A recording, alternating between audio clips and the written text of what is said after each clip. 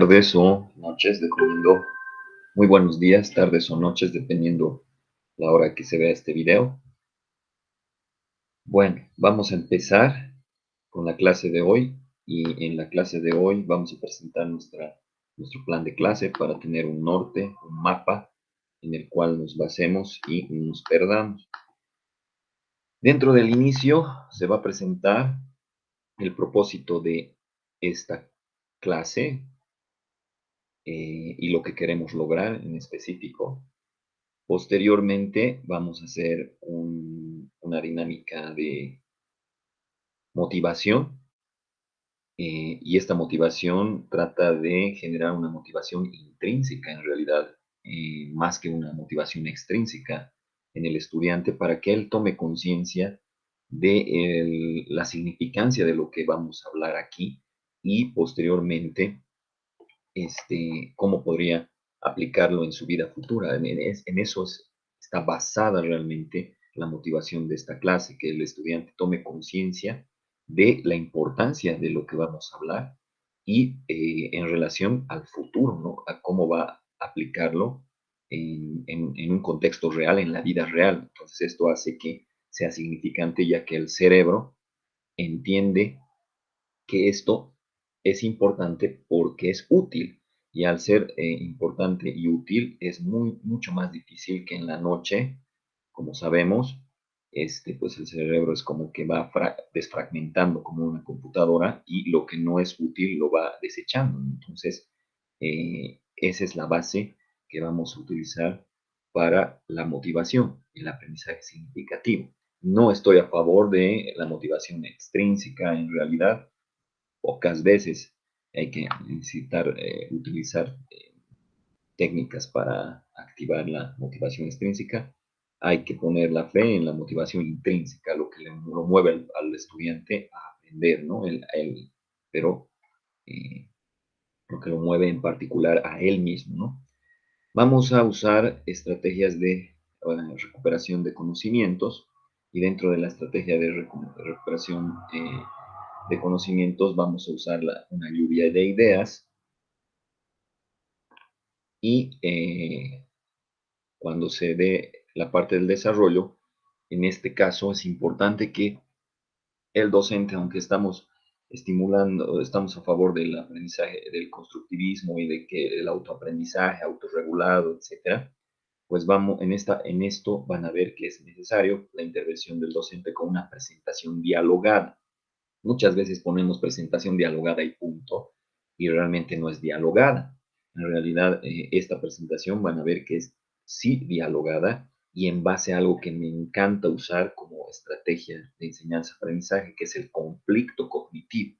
Es decir, que en cada parte que vayamos avanzando en la presentación dialogada que está en Prezi, se les aunque se les manifiesta a los estudiantes que pueden detenerme en cualquier momento para hacer preguntas, dudas, observaciones o retroceder a lo que no hayan entendido, se les hace una aclaración de que es mejor quedarse sin la duda para las siguientes clases o las siguientes competencias porque el aprendizaje es como una pirámide, ¿no? La pirámide, ¿cuán alto puede ser una pirámide? Cuanto más grande es su base, ¿no? Entonces, si la base anda mal, se cae toda la pirámide.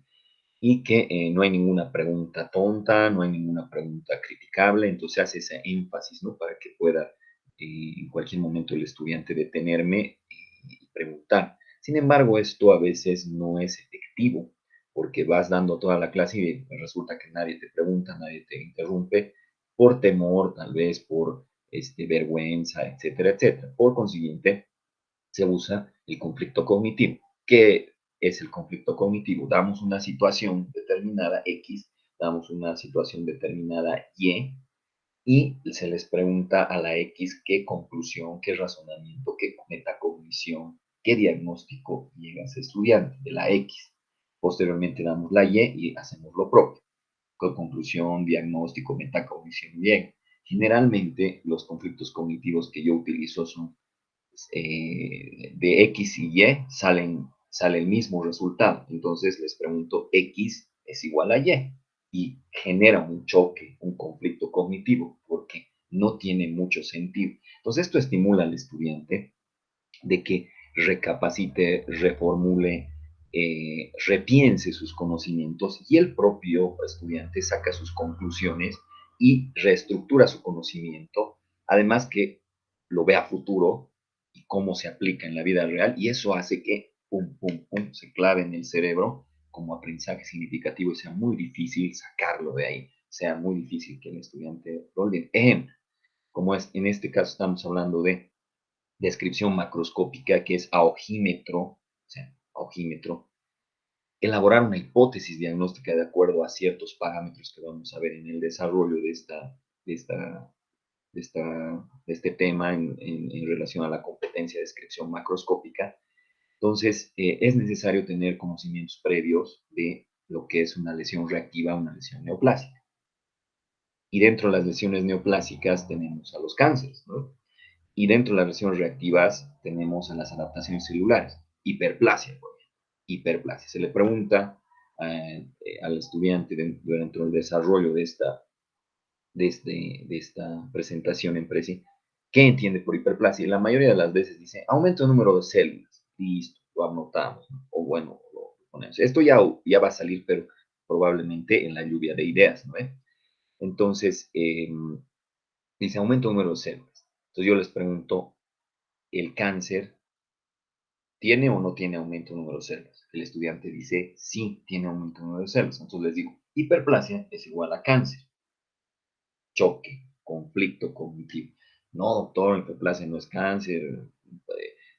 Puede ser, sí, es medio cáncer. O sea, hay varias situaciones, pero vas conduciendo, tutoreando como docente de ciertas preguntas, ciertos tutores para que llegue a la conclusión. Por ejemplo, les preguntas. Entonces, ¿la hiperplasia tiene control o no tiene control? ¿La neoplasia tiene control o tiene descontrol? Y obviamente dicen, no, la hiperplasia es controlada, la división es controlada, es normal, es adaptación celular. La neoplasia no es descontrolada, y ahí, entonces, dices, ¿quién controla la división celular? Entonces ahí tú agarras y dices, el núcleo, ¿no? O sea, va a ir por ahí, el DNA, etcétera, etcétera, ¿no? Entonces, ¿y quién no controla o con dónde sale el descontrol de la neoplasia? En el núcleo. ¿Y qué pasa en el núcleo? El DNA. ¿Y qué pasa ahí? Y vas tutoreando a que saque que es mutado. Y eso. Entonces, al final haces una metacognición y dices, entonces, ¿qué es hiperplasia? Hiperplasia no simplemente no es aumento de número de células, sino que es aumento de número de células controlado sin mutación. Y la neoplasia o el cáncer es aumento de número de células descontrolado con mutación en los genes. Entonces, eso es lo que me gusta mucho usar. Ese es un pequeño ejemplo, ¿no? Digamos, de lo que va a darse en la presentación realmente dialogada con incisivamente puestos conflictos cognitivos que hacen que el estudiante desarrolle o genere una metacognición constante y se compruebe eso en un aprendizaje significativo, porque posteriormente, digamos a decir, hiperplasia y neoplasia, se les da un caso clínico, en el caso de odontología de cavidad oral, en el caso de medicina de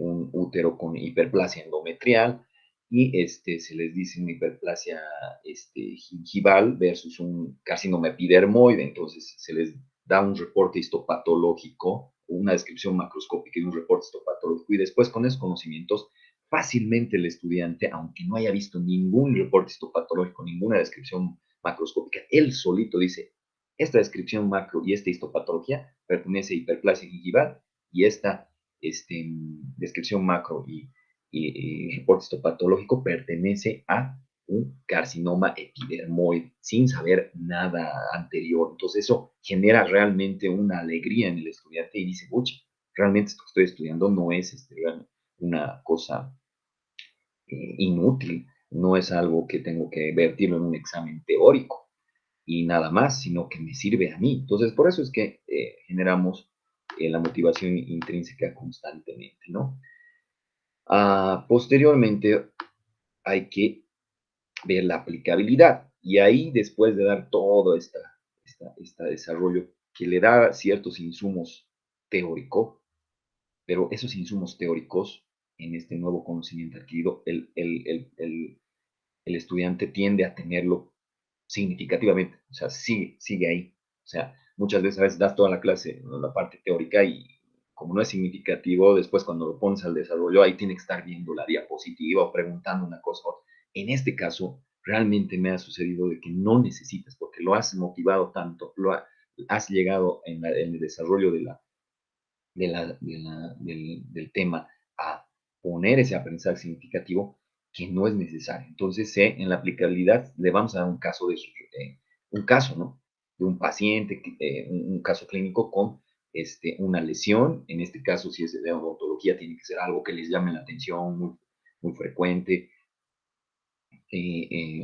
o relevante en cavidad oral o cabeza y cuello, ¿no? Entonces ahí le vamos a dar un caso clínico para que resuelva. El producto es obviamente una descripción macroscópica para que genere una hipótesis diagnóstica, ¿no? Y eso se va a hacer en un documento de Word. Esto dependiendo, esto a mí me gusta no ser así rígido en la secuencia didáctica, dependiendo de cuántos estudiantes tienes, dependiendo cómo vas sondeando en la parte que has hecho el desarrollo de la clase. Eh, con conflictos cognitivos, veo si se va a hacer en grupo, si se va a hacer individual, vamos a ver si esto incluso puede ser sincrónico o asincrónico, o sea, el pedirle el producto aquí, ¿no? Esto depende de muchos factores que voy analizando durante la clase, durante el contexto de todos los estudiantes y el grupo como tal, ¿no? Eso se entiende. Y la finalización es presentar un flujograma elaborado por el docente y o estudiantes. Puede ser colaborativo también, dependiendo también el sondeaje que se ha dado anteriormente con ese grupo específico. Y ese flujograma, obviamente, en una sola diapositiva, sintetiza todo lo que hemos visto hasta ahora y además le contribuye al estudiante porque tiene un método de razonamiento clínico desde la perspectiva anatomopatológica en relación a la descripción macro. Y la metacognición, a pesar, o sea, ya, bueno, no a pesar, sino que todo el tiempo se está haciendo metacognición, ¿no? O sea, eso queda claro, ¿no?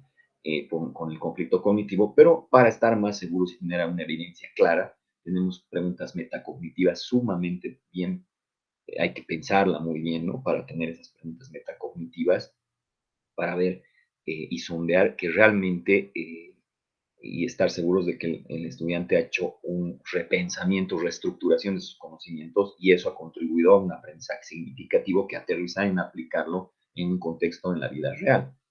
Entonces, la celebración es un diálogo, ¿no? Entonces les digo, aquí el diálogo es importante porque generalmente, bueno, eso es muy particular de mí en mi materia. Mi plan global es diferente en odontología y en medicina y me lo han aceptado así, muy diferente, porque en mi plan global no enfatizo como clásicamente a la anatomía patológica, como que vamos a ver laminillas o dibujitos, y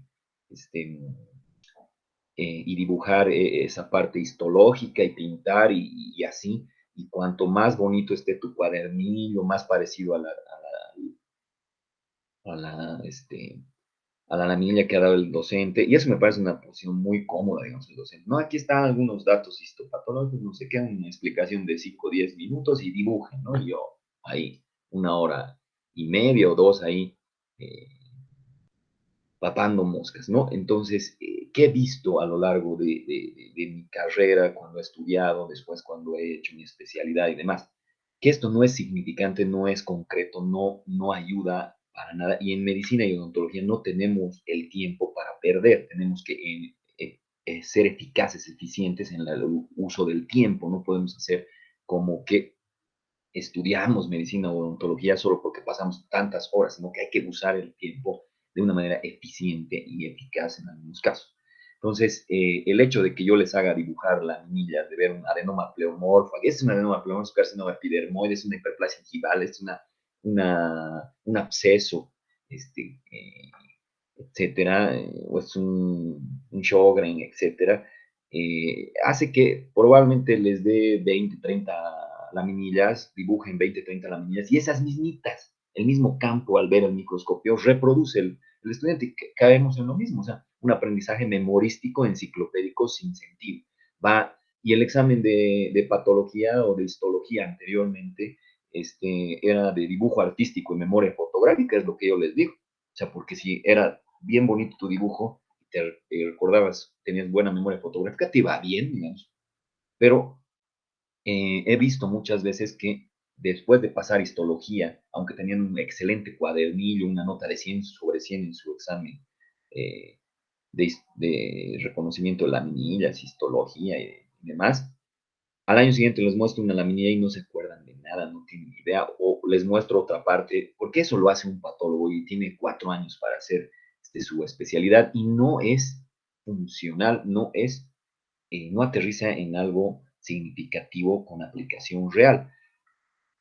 Por eso es que se enfatiza aquí de que, ¿qué prefieren? ¿Estar dibujando laminillas y que les haga un examen fotográfico, un examen de dibujo artístico, memoria fotográfica, o prefieren ver algo real, como en este caso, que es una descripción macroscópica que hace que el estudiante, con ciertos parámetros, cierto método de razonamiento clínico, llegue a un diagnóstico hipotético en la vida real y además se les incentiva, como pasamos las clases, bueno, antes pasaban las clases en el laboratorio de patología del hospital gastroenterológico, entonces veíamos a los pacientes, ¿no? Íbamos, o si no estaba el paciente en ese caso, teníamos por lo menos el reporte histopatológico en ese tiempo real, entonces ve el estudiante, tanto de odontología como medicina, que es realidad, que se está haciendo algo. Entonces les pide a los estudiantes que hagan esto en un contexto real, si es posible. Entonces esa es la secuencia didáctica nada más, ¿no? Aquí nos ayudamos un poquito con los hipervínculos. El propósito entonces de esta clase dentro de la unidad que contribuye a conseguir la competencia de descripción macroscópica, ahí quisiera que me haga alguna sugerencia y demás, porque el propósito que me han revisado docentes de la maestría me han puesto así finalmente: describir una pieza macroscópica de autopsia, así como de una lesión de paciente y o imagen, para llegar a formular en base a los 7 parámetros una hipótesis diagnóstica. Ese es el propósito, digamos, un poco que hay que explicarlo y demás, pero también el que yo pongo en la clase real es ¿no? El futuro médico u odontólogo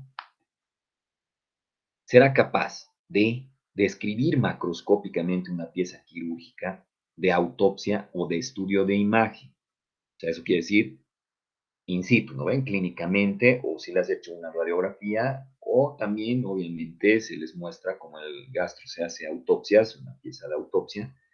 ¿Para qué? Para concluir con la más probable hipótesis diagnóstica, con correlación clínico-patológica, para tomar una decisión en relación a la conducta. ¿Qué quiere decir eso? Para concluir una hipótesis diagnóstica, aquí se les explica que una hipótesis es una probabilidad, ¿no? No tenemos ojos de microscopio y por eso no podemos llegar a decir un diagnóstico categórico, por eso se toma una biopsia y por eso se manda el reporte histopatológico y ahí recién se confirma o no. Y algo importantísimo con correlación clínico-patológica, que suena solo lindo, pero hay que explicar qué. Es decir, que para que haya una lesión macroscópicamente evidente, tiene que haber una causa, una etiología. Esa etiología tiene un mecanismo de lesión que se llama patogenia. Esa patogenia desencadena probablemente una fisiopatología. ¿Qué es una fisiopatología? Una función alterada del órgano, aparato o tejido.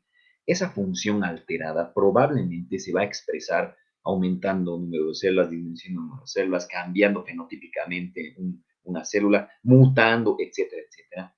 Y eso es la anatomía patológica, la morfología de la enfermedad. Vale decir que estamos viendo el final de una cadena de acontecimientos. O sea, cuando abres la boca y inspeccionas macroscópicamente, lo que estás viendo es la lesión, pero esa lesión ya tuvo una causa, tuvo un mecanismo de lesión, una distorsión, una disfunción, y lo que estás viendo al final es la morfología de la enfermedad. Entonces, la idea es que el estudiante de la morfología intuya, deduzca, infiera, hagan procesos de actividades de pensamiento superior para llegar a la posible causa.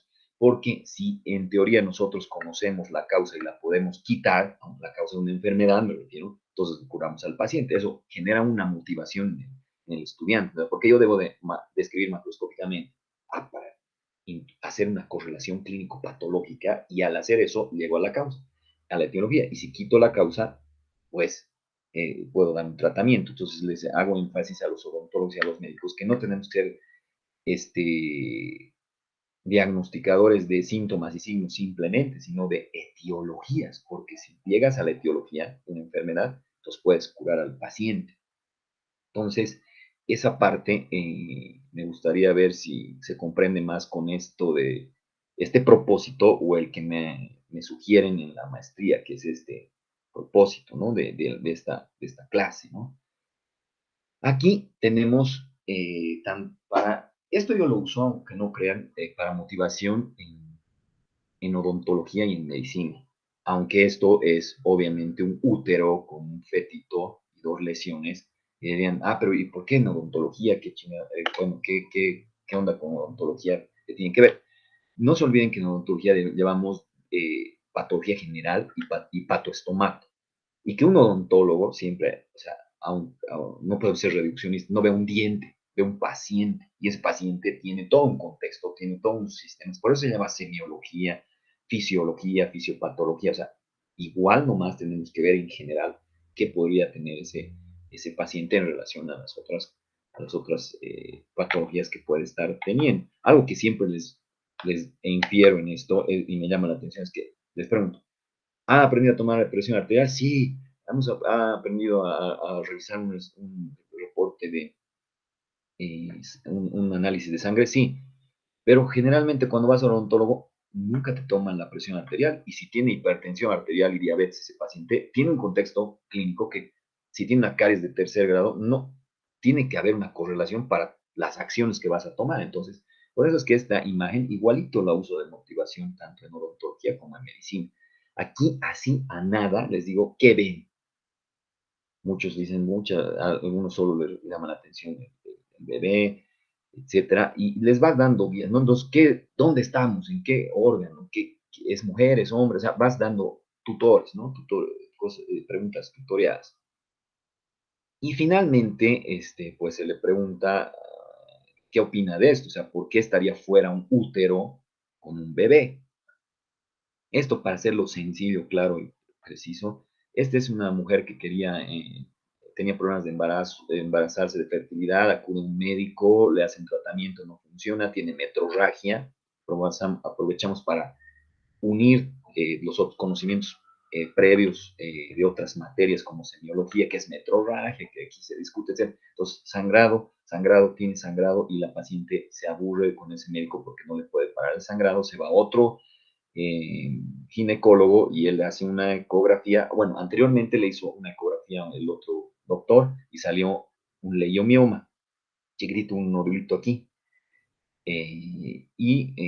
Después de ir peregrinando por un lado por el otro, va a otro ginecólogo, le hace otra ecografía y en menos de 2 meses ese nodulito se hace así de grande y hace otro. Entonces, ahí hacemos conflictos cognitivos y decimos, ¿por qué tendríamos que sacar un útero de una paciente de 31 años con un bebé y dos lesiones? Entonces, obviamente van pensando y se va encaminando los estudiantes a que pues esto era un caso irreversible y trágico de que tenían que sacar el útero porque tenía cáncer. Sin embargo, esto no es cáncer y esto es una negligencia que se ha dado y empezamos a discutir sobre eso y la importancia de tener la competencia de aujímetro, generar una hipótesis diagnóstica correcta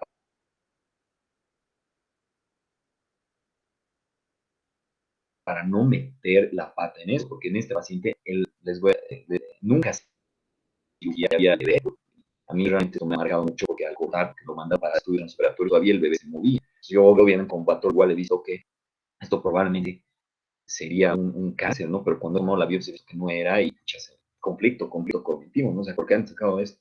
Cuando me entero más con el médico tratante, pues nunca supieron ni siquiera que tenía un bebé. Entonces, se motiva mucho al asunto de que es sumamente importante, que no estamos tratando con edificios, con computadores, sino con personas, con humanos, y nuestras decisiones y nuestro conocimiento debe ser sólido, piramidal, con base sólida, porque nadie quisiera que le pase eso a su esposa, a su mamá, a su tía, a su hermana. Entonces se motiva mucho a por qué es importantísimo la parte de la descripción macroscópica, o sea, qué te lleva, ¿no? Entonces eso es una dinámica muy interesante.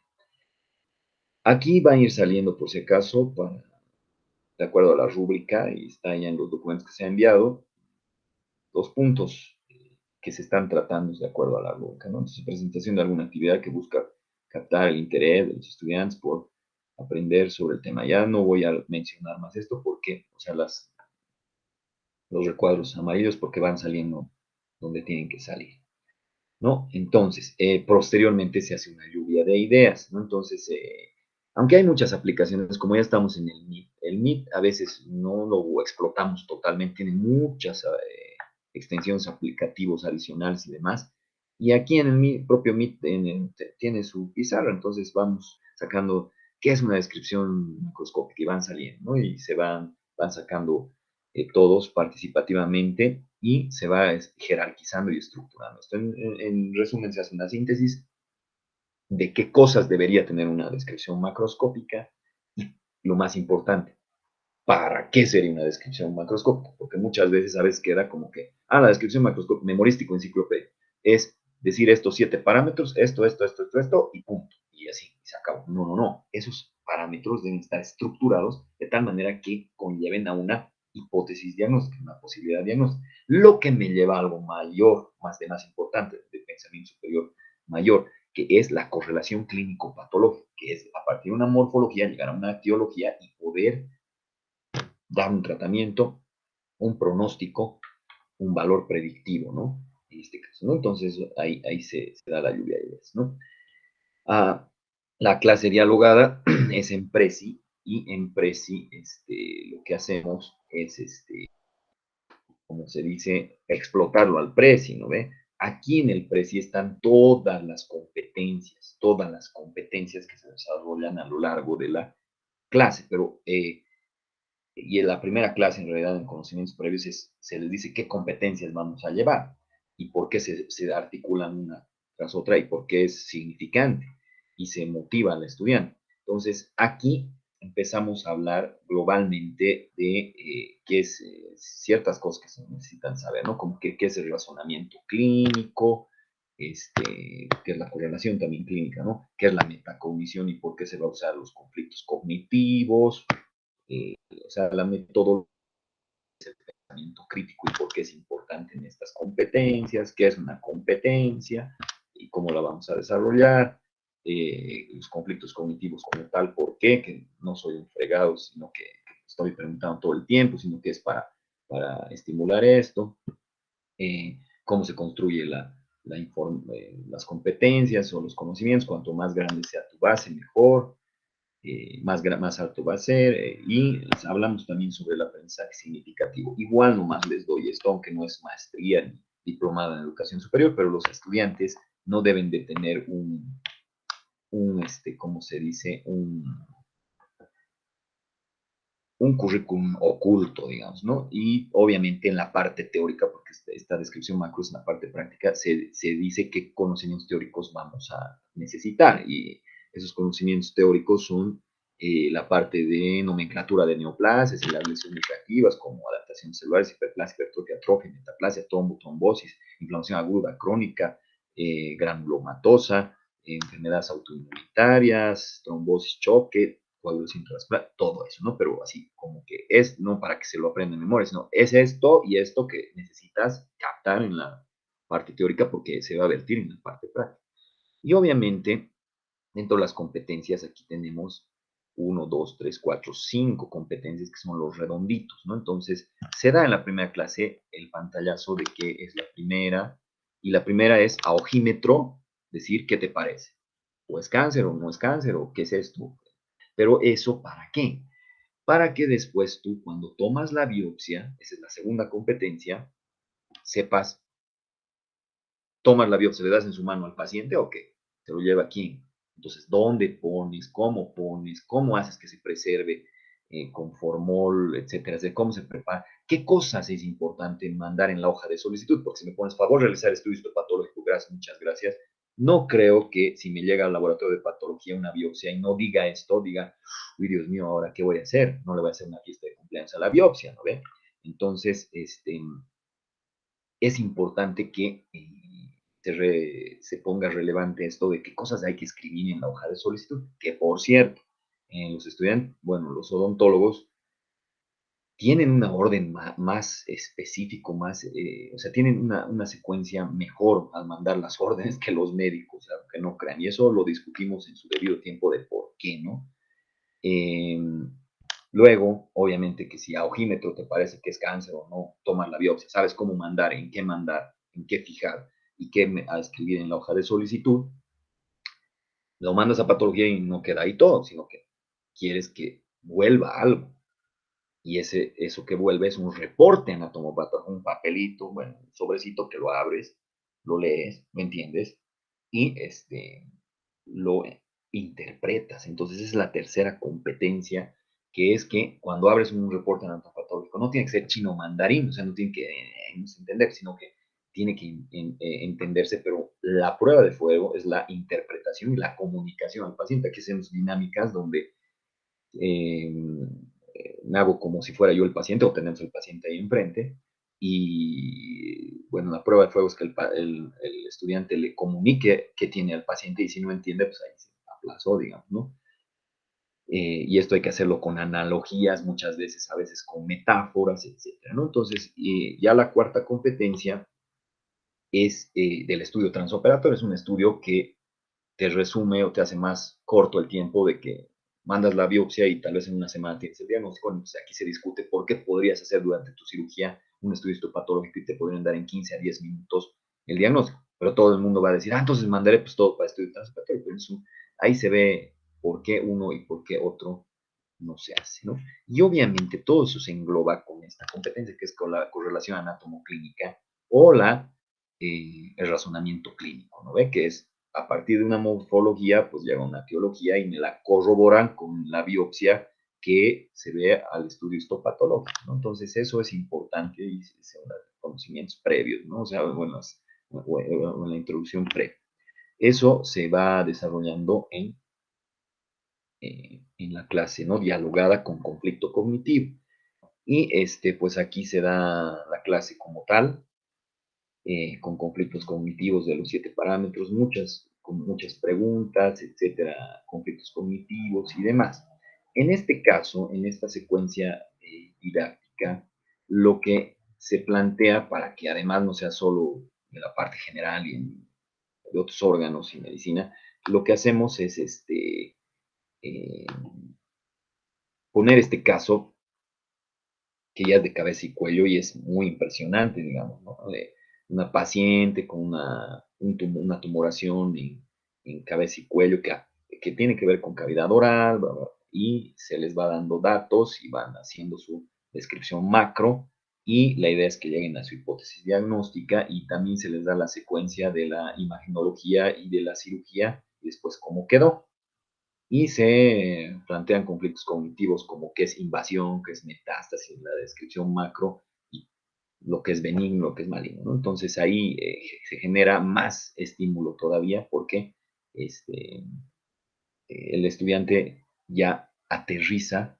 en un aprendizaje significativo en un contexto real, ¿no? Y el producto, ya hemos dicho, ¿no? Es una descripción macro que puede ser en grupo o individual, sincrónico o asincrónico, ¿no ve? Dependiendo cómo es el sondaje de ese grupo en específico, ¿no? No me gusta estar enmarcado específicamente en cada clase de hacer lo mismo con cada grupo, porque yo tengo 12 grupos de medicina y 5 grupos de odontología, entonces hasta para mí es aburridísimo escucharme a mí mismo darme la misma clase por 11 años de la misma manera. Entonces vamos viendo, ¿no? Va adaptándose, pero esta es la guía básica, ¿no? Y obviamente se muestra ya la pieza quirúrgica y sí, aún muchos dirán, ya, ¿y la parte histopatológica qué? No, la parte histopatológica se les menciona, pero no se les pide que sea un aprendizaje enciclopédico, memorístico, ni de dibujo artístico, ni memoria fotográfica, sino que esto da a la interpretación. Esto va mucho con la parte teórica, por por si acaso. Entonces, el estudiante cuando recibe su reporte anatopatológico, lo que necesito que haga es al leer, que dice, de descripción histopatológica o microscopía, lea y entienda. No necesito que dibuje y haga memoria fotográfica y dibujo artístico, sino que lo que digo, se observa una biopsia donde se evidencia epitelio glandular con adipocitos es compatible con parótida residual y al lado se observan algunos conductos de epitelio cilíndrico simple hipos de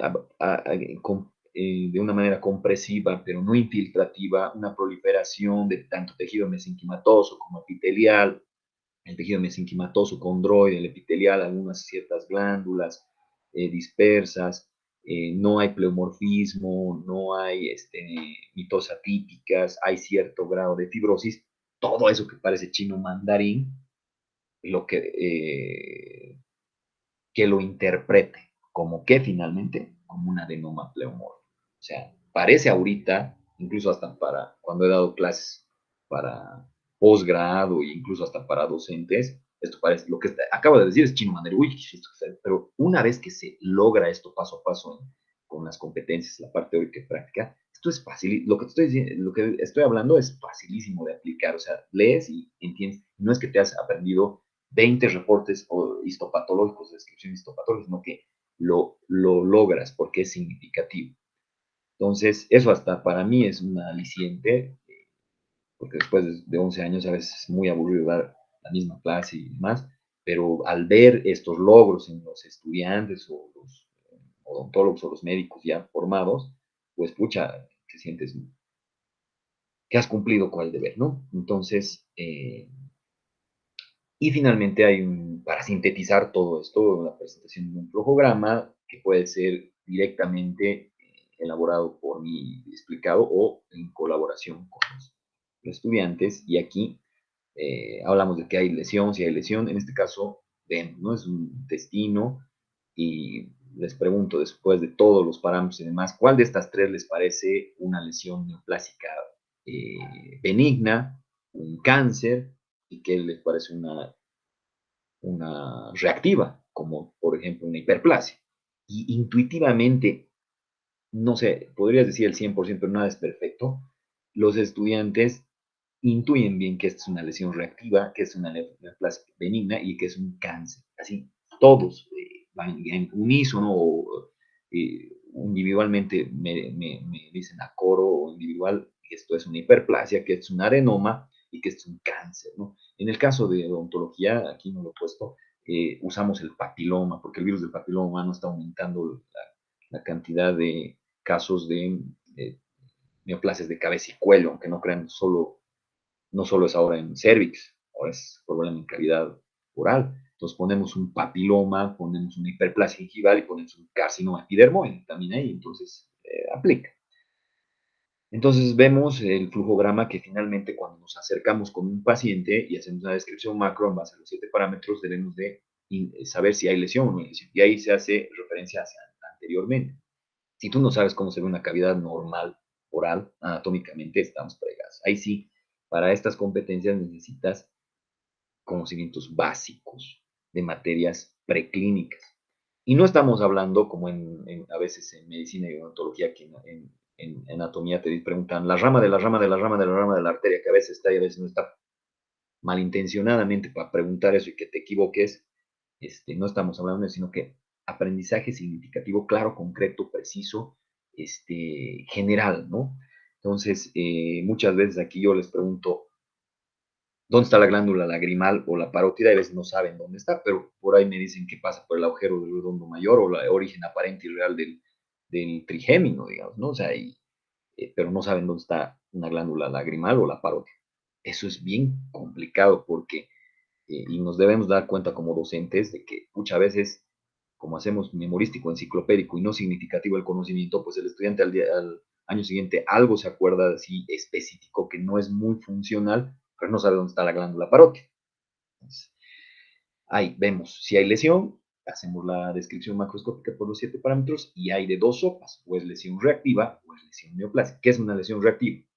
Tiene estímulo, tiene respuesta, tiene causa, tiene efecto, pero cuando quitas la causa, se quita el efecto. Una lesión neoplásica tiene estímulo, tiene etiología, tiene respuesta, pero cuando quitas el estímulo, no se quita la neoplasia. Ejemplo, para aterrizar, voy al sol, me quemo con el sol, ¿es lesión reactiva o es lesión neoplásica? Todos dicen al unísono, es lesión reactiva porque después de unos días, unas semanas, se va a regenerar la piel y ya no más. Entonces, tengo el estímulo, o la consecuencia, entonces cuando quitas el estímulo, se quita la consecuencia. Pero si voy al sol por más de 10 años, soy de tez blanca, no me, no me cuido y me aparece una lesión en región geniana, exofítica, irregular, anfractosa, de bordes poco delimitados, que ha crecido en menos de 2 meses a 1 centímetro. Esa lesión es de color café negruzca, a la movilidad es adherida a planos profundos, mueve y se mueve todo eso. Además, el paciente refiere pérdida de peso en los últimos 2 meses. Fíjense, ahorita estoy diciendo y ni siquiera están viendo la imagen, ni siquiera he hecho un esquema, no dibujo bien, pero a veces dibujo así medio horrendo, y el estudiante ya infiere así, no, ¿hay lesión? ¿Hay lesión? Sí, bien. ¿Es reactiva o es vinculante? No, es reactiva. Y ahí al tiro, la siguiente pregunta es benigna, entendido a benigno como que no invade y no metastatiza, y a maligno como que invade y puede no metastatizar, y me dicen, no, es 100%, bueno, no voy a decir 100%, pero ya 99%, me dicen, es maligna. Y encima a veces, en ciertos grupos, como ya tienen, en la teórica van bien, les digo, ya, ¿y maligna qué? Cáncer de piel. ¿Y qué tipo de cáncer de piel? Y ahí unimos, ¿no? Con la parte de nomenclatura de la parte teórica, y me dicen, es un melanoma. Así, es muy gratificante ver que pase esto al final de la clase, ¿no? Y obviamente, si está con más mayor conocimiento, pero hasta aquí es, ¿no? La parte, podemos preguntar qué estirpe, si es epitelial, mesenquimatoso, el origen, y al final el diagnóstico total, ¿no? Entonces, esta es eh, el, la imagen o el programa concreto para ya finalizar, ¿no? Esto. Y a pesar de que hemos hecho metacognición todo el tiempo, se hace esta ficha metacognitiva. Tenemos el tema, la descripción macro, qué aprendí, cómo aprendí, para qué aprendí, por qué aprendí, cómo me sentí en el proceso. Eso puede ser, dependiendo del tiempo que hemos tenido, etcétera, en su casa podría ser. Yo sé que algunos estudiantes en ese momento tienen temor o flojera, incluso toda la clase ya hemos dado así, tan larga y demás. Puede ser en ese momento que lo hagamos en grupo, que lo hagamos individualmente, tipo lluvia de ideas también funciona. Y dependiendo del grado a que están cognitivamente los estudiantes, pues en algunas, como cómo aprendí, se hacen otras más, ¿no? O sea, como de conflicto cognitivo, ¿no? O sea, aquí, digamos, una lesión reactiva no tiene capacidad de invasión ni metástasis, por consiguiente, ¿cómo se diferencia una lesión neoplásica benigna? ¿No? Entonces ahí ya puedes un poco ser, dependiendo del grado que tienes en el grupo de conocimientos y razonamiento clínico, pues, y para qué, también aquí hay unas de para qué, por ejemplo, para qué o con qué objetivo se realiza una descripción macroscópica, para qué se necesita diferenciar una lesión neoplásica benigna de una lesión maligna. Entonces, son preguntas específicas ya de metacognitivas, ¿no? Y del por qué una lesión reactiva no es catalogada como una lesión neoplásica benigna. Eso es muy importante, esa, pucha, te desestructura, te desequilibra tu conflicto, te hace conflicto cognitivo, incluso con todo lo que has tenido hasta ahorita? Es una pregunta cortita, pero pucha, si logra responder el estudiante, pues pucha, ya tienes a estos estudiantes, pues yo en mi diario de clase ya pongo así, quedan con fotitos los diarios de las clases, pongo un asterisquito, porque sé que a ese estudiante le puedo exigir más, le tengo que exigir más, porque vamos a desarrollar mucho más su potencial. Y también hay de preguntas del por qué, ¿no? Así, entonces, esta es una ficha metacognitiva que puede quedar aquí nomás con esto sencillo, o también dentro de estas puedes incidir con estas otras preguntas. Y también quiero hacer metacognición en la casa, ¿no? O sea, para que como tarea, ¿no? Entonces él solicita al estudiante que explique el proceso mental que sigue cuando llega a una hipótesis diagnóstica. Se solicita al estudiante que elabore un diagrama de flujo de toma de decisiones en relación a la descripción macroscópica. Se da como tarea aplicar descripciones macroscópicas para llegar a una hipótesis diagnóstica de lesiones reactivas, neoplásicas benignas, malignas, en contextos reales. Eso ya por el Drive se los mando, o a veces directamente en la clase práctica hacemos grupos prácticos y les doy estas lesiones, o sea, evidentes, así que las tocan, las palpas, las biopsias, y los mando a sus casas para que se reúnan o pueden volver al hospital, a la sala de autopsias, cuando quieran durante la semana, volver a ver sus piezas y demás. Y en la clase posterior se hacen estas preguntas también que son generales. ¿Qué dominaste? Esta unidad, ¿cómo te facilitó más aprender? Eso me ayuda mucho a mí. ¿En qué te ayudó la descripción macroscópica en tu vida futura profesional? ¿En qué te podría, no, ayudar? El conocimiento adquirido está en esta unidad puede ser utilizado en otra asignatura, como qué, como materia o área, que la descripción macroscópica a veces parece mucha, no solo en anatomía patológica y punto. No, cuando tomas una radiografía periapical o una panorámica, necesitas, o sea, cuando haces una cirugía, necesitas. Entonces, toma conciencia y mucho más motivado y significante este conocimiento, el estudiante lo hace. Entonces, aquí la celebración es dialogada y obviamente por lo que les pregunto, o sea, ¿les gustaría dibujar laminillas y demás? Hacemos esto y que la práctica sea de dibujo artístico y por memoria fotográfica, que todos no pues, ríen, hablamos y demás. No es por crítica a otros dos, por si acaso. Esa es mi manera de pensar, mi línea y la que me ha resultado y que cuando está en tercer año de medicina, odontología en cuarto, en quinto, ya internado, ya tengo odontólogos formados, médicos especialistas, pues me sigo viendo que utilizan esos conocimientos, ¿no? Eso es una muy particular manera mía de ver, por eso es que mi plan global es diferente a los demás docentes de anatomía patológica, tanto de medicina como de odontología.